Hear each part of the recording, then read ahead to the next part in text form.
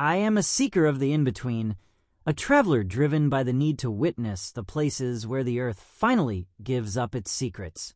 Why have I come to this narrow strip of the California coast? Because here lies McWay Cove, a concept of pure, untouched perfection that exists outside the reach of human footsteps. This is the story of a paradise that stays beautiful because it stays forbidden. To reach this view, you must survive the edge of the world, navigating roads that feel like they were carved by a madman. The air here is a thick cocktail of salt, sage, and ancient redwoods, filling your lungs with the wild spirit of the West. It's a landscape that demands respect, a vertical world where every inch of ground was hard-won from the sea. You feel small here, and that is exactly the point. Listen to the duality of this place. The roar of the ocean meeting the delicate song of the falls. This is one of the only tide falls in the world, a rare geological phenomenon where a river leaps straight into the arms of the Pacific. It's a perpetual collision of fresh and salt, a liquid bridge between two different worlds. Most waterfalls end in a pool, but this one ends in an infinite blue horizon.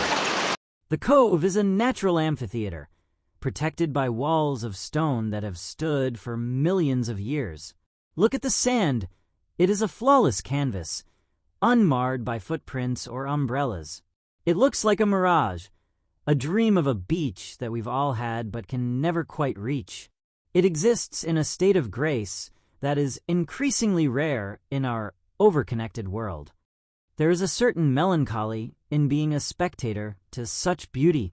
You stand at the railing, your fingers gripping the wood, wanting nothing more than to feel that sand between your toes.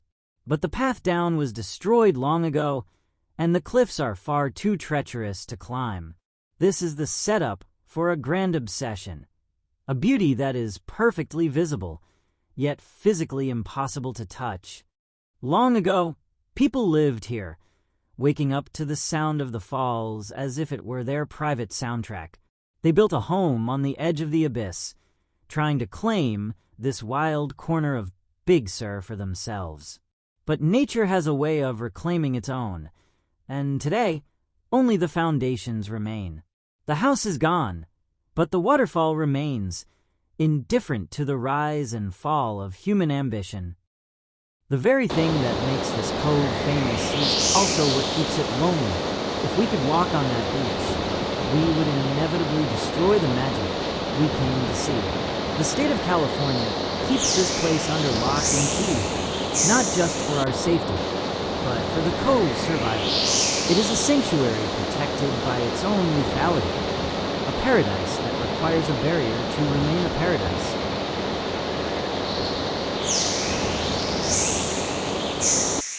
We live in an era where everything is accessible, where every mountain can be summited and every forest can be mapped.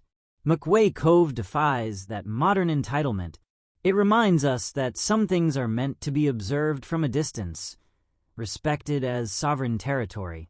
To look, but not touch, is an exercise in humility that we all desperately need. Beneath the turquoise surface, a silent garden thrives in the shadow of the cliffs. This is the heartbeat of Big Sur, a nursery for life that doesn't know what a human is. The clarity of the water is a testament to the lack of interference. It's a pristine laboratory of evolution, operating exactly as it did 1,000 years ago. You realize that the cove is just a small part of a much larger, wilder narrative. Out there, in the deep blue, the giants of the sea are migrating, passing this little waterfall on their way to distant waters. The traveler is just a temporary witness to a global journey. Every splash and every breath from the deep adds another layer to the story of Big Sur. As the afternoon wanes, the mood of the cove shifts from bright wonder to quiet contemplation. You start to reflect on the waterfalls in your own life, those goals that seem so close yet remain just out of reach.